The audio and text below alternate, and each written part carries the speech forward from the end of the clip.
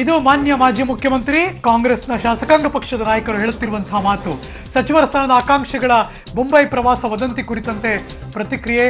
ಯಡಿಯೂರಪ್ಪನವರ ಮತ್ತು ಡಿಕೆಶಿ ಭೇಟಿಗೆ ವಿಶೇಷ ಅರ್ಥ ಬೇಡ ಅಂತ ಹೇಳುತ್ತಿದ್ದಾರೆ. ಇದು ಮಾನ್ಯ ಮುಖ್ಯಮಂತ್ರಿ ಎಚ್ ಡಿ ಕುಮಾರಸ್ವಾಮಿಯವರ ಮಾತು. ಕ್ಷಮಿಸಿ, ಮಾನ್ಯ ಮುಖ್ಯಮಂತ್ರಿ ಎಚ್ ಡಿ ಕುಮಾರಸ್ವಾಮಿಯವರು ರೆಸಾರ್ಟ್ ರಾಜಕಾರಣ ಮಾಡಿದ್ರೆ ರೆಸಾರ್ಟ್ಗಳಿಗೆ ಲಾಭ ಹೊರತು ಇನ್ಯಾರಿಗೂ ಅಲ್ಲ ಅನ್ನೋ ಮಾತನ್ನ ಎಚ್ ಡಿ ಕುಮಾರಸ್ವಾಮಿಯವರು ಹೇಳ್ತಿದ್ದಾರೆ. ಯಡಿಯೂರಪ್ಪನವರು ಡಿಕೆಶಿ ಭೇಟಿಗೆ ವಿಶೇಷ ಅರ್ಥ ಕಲ್ಪಿಸಬೇಡಿ ಅಂತ ಮಲೆ ಮಹದೇಶ್ವರ ಬೆಟ್ಟದಲ್ಲಿ ಹೇಳಿಕೆ ಕೊಟ್ಟಿದ್ದಾರೆ. ಚಾಮರಾಜನಗರದ ಜಿಲ್ಲೆಯ ಈ ಒಂದು ಪ್ರಖ್ಯಾತ ಧಾರ್ಮಿಕ ಕ್ಷೇತ್ರ ಏನಿದೆ, ಕ್ಷೇತ್ರದ ಅಭಿವೃದ್ಧಿಗೆ ಸಂಬಂಧಪಟ್ಟ ಹಾಗೆ ಮುಖ್ಯಮಂತ್ರಿಗಳ ಅಧ್ಯಕ್ಷತೆಯಲ್ಲೇ ಒಂದು ಕಮಿಟಿಯನ್ನು ರಚನೆ ಆಗಿದೆ. ಹಿಂದೆ ಸಿದ್ದರಾಮಯ್ಯ ಅವರು ಮುಖ್ಯಮಂತ್ರಿಗಳಿದ್ದಾಗ ಪ್ರಾಧಿಕಾರವನ್ನು ಈ ಒಂದು ಕ್ಷೇತ್ರದ ಅಭಿವೃದ್ಧಿಗೆ ಸಂಬಂಧಪಟ್ಟ ಹಾಗೆ ಒಂದು ಪರಿಶೀಲನಾ ಸಭೆಯನ್ನ ಇವತ್ತು ಉದ್ದೇಶಿಸಿ ನಾವೆಲ್ಲ ಚರ್ಚೆ ಮಾಡತಕ್ಕಂಥದ್ದೇನಿದೆ.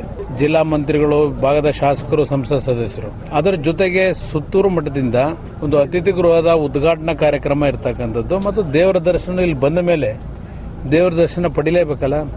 ದೇವರ ಆಶೀರ್ವಾದ ಇದ್ರೆ ತಾನೇ ನಾಡಿಗೆ ಒಳ್ಳೇದಾಗೋದು. ಆ ದೃಷ್ಟಿಯಿಂದ ದೇವರ ದರ್ಶನವನ್ನು ಪಡೆದು ನಂತರ ಅಭಿವೃದ್ಧಿ ಕಾರ್ಯಕ್ರಮಗಳ ಬಗ್ಗೆ ಕೂತು ನಾವೆಲ್ಲ ಚರ್ಚೆ ಮಾಡಿರ್ತೇವೆ. ತೊಂದರೆ ಇಲ್ಲ, ಮಾಡಲಿ. ರೆಸಾರ್ಟ್ಗಳು ನಡೀಬೇಕು, ಅದರಿಂದ ನಡೆಸಲಿ, ತೊಂದರೆ ಇಲ್ಲ. ಏನು ಸಂಚಲನವೋ ಏನೋ ಅದೆಲ್ಲ ಅವ್ರವ್ರ ರೀತಿಯಲ್ಲಿ ವ್ಯಾಖ್ಯಾನ ಮಾಡ್ಕೋತಾರೆ. ಅದರ ಬಗ್ಗೆ ಏನು ಮಹತ್ವ ನಾವೇನು ಕೊಡಬೇಕಲ್ಲ. ಅಭಿವೃದ್ಧಿ ಬಗ್ಗೆ ಚರ್ಚೆ ಮಾಡಿದ್ದೇವೆ ಅಂದಿದ್ದಾರೆ. ಆದರೆ ಈಗ ಅವರೇ ಕ್ಲಾರಿಫಿಕೇಶನ್ ಕೊಟ್ಟಿದ್ದಾಗ ಅದಕ್ಕೆ ಯಾಕೆ ಹೆಚ್ಚಿನ ಮಹತ್ವ. ಮತ್ತಷ್ಟು ಮಾಹಿತಿ ನನ್ನ ಸಹೋದ್ಯೋಗಿ ಪೊಲಿಟಿಕಲ್ ಬ್ಯೂರೋದಿಂದ ಸೀನಿಯರ್ ಸ್ಪೆಷಲ್ ಕರೆಸ್ಪಾಂಡೆಂಟ್ ಸುಖೇಶ್ ನೇರ ಸಂಪರ್ಕದಲ್ಲಿ ಜಾಯ್ನ್ ಆಗ್ತಿದ್ದಾರೆ. Good afternoon Sukhesh. ಮೊದಲಿಗೆ ರಮೇಶ್ ಜಾರಕಿಹೊಳಿ ಅವರ ಸ್ಟೇಟ್ಮೆಂಟ್ಗೆ ಬರ್ತೀನಿ. ಒಂದು ಕಡೆ ಬಗೆಹರಿಸಿದ್ದಾರೆ ಅಂತಾರೆ, ಆದರೆ ಅವ್ರು ಮಾತಾಡ್ತಿರ್ಬೇಕಾದ್ರೆ ಇನ್ಯಾರ್ದೋ ಪ್ರಭಾವಿ ನಾಯಕರ ಷಡ್ಯಂತ್ರ ಅಂತಾರೆ ಮತ್ತು ಮಾಧ್ಯಮದವರು ಗುಬೆ ಕೂರಿಸ್ತಾರೆ. ಏನು ಅರ್ಥನೇ ಆಗ್ತಿಲ್ಲಪ್ಪ ಲಾಜಿಕ್.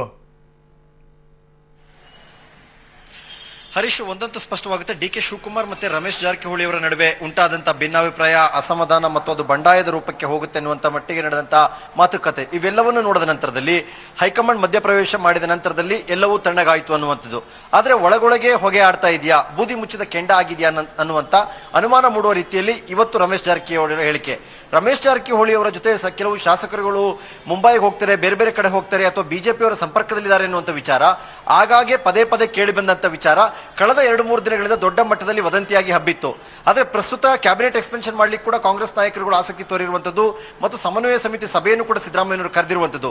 ಈ ಎಲ್ಲ ಬೆಳವಣಿಗೆಗಳು ನೋಡಿದ್ರೆ ಈ ರೀತಿಯ ಒಂದು ಶಾಸಕರು ಬೇರೆ ಕಡೆ ಹೋಗುವಂತ ಬೆಳವಣಿಗೆ ನಡೆಯುವಂತ ಸಾಧ್ಯತೆ ತೀವ್ರ ಕಡಿಮೆ ಅಂತಾನೆ ಹೇಳ್ಬೋದು. ಅದಾಗಿಯೂ ಕೂಡ ಈ ರೀತಿ ಸುದ್ದಿ ಹಬ್ಬಿದ ಹಿನ್ನೆಲೆಯಲ್ಲಿ ರಮೇಶ್ ಜಾರಕಿಹೊಳಿ ಅವರ ಕೋಪ ತಿರುಗಿರುವಂತದ್ದು ಮತ್ತೆ ಡಿ ಕೆ ಶಿವಕುಮಾರ್ ಅವರ ವಿರುದ್ಧ. ಸ್ವಯಂ ಘೋಷಿತ ಪ್ರಭಾವಿ ನಾಯಕ ಕಾಂಗ್ರೆಸ್ನವರು ಅವರೇ ನನ್ನ ವಿರುದ್ಧ ಷಡ್ಯಂತ್ರ ಮಾಡಿ ಈ ರೀತಿ ಸುದ್ದಿಯನ್ನು ಹಬ್ಬಿಸ್ತಾ ಇದ್ದಾರೆ ಎನ್ನುವ ಮೂಲಕವಾಗಿ ಮತ್ತೊಮ್ಮೆ ಡಿ ಕೆ ಶಿವಕುಮಾರ್ ವಿರುದ್ಧ ಅವರು ಯಾಕೆ ತಿರುಗಿ ಬಿದ್ರು ಅಥವಾ ಕೆಂಗಣ್ಣನ್ನ ಬೀರಿದ್ರು ಅನ್ನುವಂಥದ್ದು ಈಗ ಪ್ರಶ್ನೆಯಾಗಿ ಕಾಡುವಂಥದ್ದು. ಕಾರಣ ಏನು ಅಂತಂದ್ರೆ ಬಹಿರಂಗವಾಗಿ ಎಲ್ಲೂ ಕೂಡ ಅವರು ಅಸಮಾಧಾನ ಇದುವರೆಗೂ ಸ್ಫೋಟಗೊಂಡಿಲ್ಲ. ಹಳೇದು ಮುಗಿದೋಯ್ತು ಅನ್ನುವಂಥ ಮಾತನ್ನು ಅವರೇ ಹೇಳ್ತಾರೆ. ಈಗ ಕೇಳಿ ಬರ್ತಿರುವಂತಹ ವಿಚಾರಕ್ಕೆ ಡಿ ಕೆ ಶಿವಕುಮಾರ್ ಕಾರಣ ಅನ್ನುವಂಥ ರೀತಿಯಲ್ಲಿ ರಮೇಶ್ ಜಾರಕಿಹೊಳಿ ಹೇಳಿಕೆ ಕೊಟ್ಟಿರುವಂತದ್ದು ಸಾಕಷ್ಟು ಕುತೂಹಲಕ್ಕೆ, ಅನುಮಾನಕ್ಕೆ ಕಾರಣವಾಗಿರುವಂತಹ ಬೆಳವಣಿಗೆ. ಹರೀಶ್, ಇತ್ತೀಚೆಗೆ ಚಿಕ್ಕಬಳ್ಳಾಪುರದ ಕಡೆ ವಿಷಯ ನೋಡ್ತಿದ್ರೆ ಕಾಂಗ್ರೆಸ್ನ ರಾಜ್ಯದ ಹಿರಿಯ ನಾಯಕರ ಕೆಂಗಣ್ಣಿಗೆ ಗುರಿಯಾಗ್ತಿದ್ದಾರೆ ಸುಧಾಕರ್ ಅವರು. ಖಂಡಿತ ಹೌದು. ಯಾಕಂತಂದ್ರೆ ಕಾಂಗ್ರೆಸ್ ಶಾಸಕರ ವಿಚಾರಕ್ಕೆ ಸಂಬಂಧಪಟ್ಟಂತೆ ಕಳೆದ 3-4 ಬಾರಿ ಆದಂತ ಬೆಳವಣಿಗೆಯ ಹಿಂದೆಯೂ ಕೂಡ ಚಿಕ್ಕಬಳ್ಳಾಪುರದ ಶಾಸಕ ಸುಧಾಕರ್ ಅವರ ಕೈವಾಡ ಇದೆ ಅನ್ನುವಂಥದ್ದು, ಅವರೇ ಸುದ್ದಿಗಳನ್ನ ಪ್ಲಾಂಟ್ ಮಾಡಿಸ್ತಾರೆ ಅನ್ನುವಂಥದ್ದು ಅಥವಾ ಅವರೇ ಗಾಳಿ ಸುದ್ದಿಗಳನ್ನ ಹರಿಬಿಟ್ಟು ಕಾಂಗ್ರೆಸ್ಗೆ ಡ್ಯಾಮೇಜ್ ಮಾಡ್ತಾರೆ ಅನ್ನುವಂಥ ವಿಚಾರದಲ್ಲಿ ಶಾಸಕರುಗಳ ಮಾತಲ್ಲಿ ಕೇಳಿಬಂದದ್ದು. ಆದ್ರೆ ಇತ್ತೀಚೆಗೆ ಮತ್ತೆ ಅಂತ ಒಂದು ಪ್ರಯತ್ನವನ್ನ ಮಾಡಿದ್ರು ಅನ್ನುವಂಥದ್ದು ಕಾಂಗ್ರೆಸ್ನ ಶಾಸಕರಾಗಿರ್ತಕ್ಕಂಥ ಭದ್ರಾವತಿಯ ಶಾಸಕರಾಗಿರ್ತಕ್ಕಂಥ ಸಂಗಮೇಶ್ವರ್ ಇರ್ಬೋದು, ಹಿರೇಕೆರೂರಿನ ಶಾಸಕರಾಗಿರ್ತಕ್ಕಂಥ BC ಪಾಟೀಲ್ ಅವರು ಇರ್ಬೋದು ಅಥವಾ ಹೊಸಕೋಟೆ ಶಾಸಕರಾಗಿರ್ತಕ್ಕಂಥ MTB ನಾಗರಾಜ್ ಇರ್ಬೋದು. ಇವರುಗಳು ಈಗ ಸುಧಾಕರ್ ವಿರುದ್ಧ ದೂರನ್ನ ಕೊಟ್ಟಿರುವಂತದ್ದು, ಪದೇ ಪದೇ ನಮ್ಮನ್ನ ಆಹ್ವಾನಿಸುವಂತದ್ದು, ಬೇರೆ ಕಡೆ ಹೋಗೋಣ ಅನ್ನುವಂತ ರೀತಿಯಲ್ಲಿ ಅಪ್ರೋಚ್ ಮಾಡುವಂತದ್ದು, ನಮ್ಮನ್ನ ಟೆಂಪ್ಟ್ ಮಾಡುವಂತ ಪ್ರಯತ್ನವನ್ನು ಅವರು ಮಾಡ್ತಾ ಇದ್ದಾರೆ.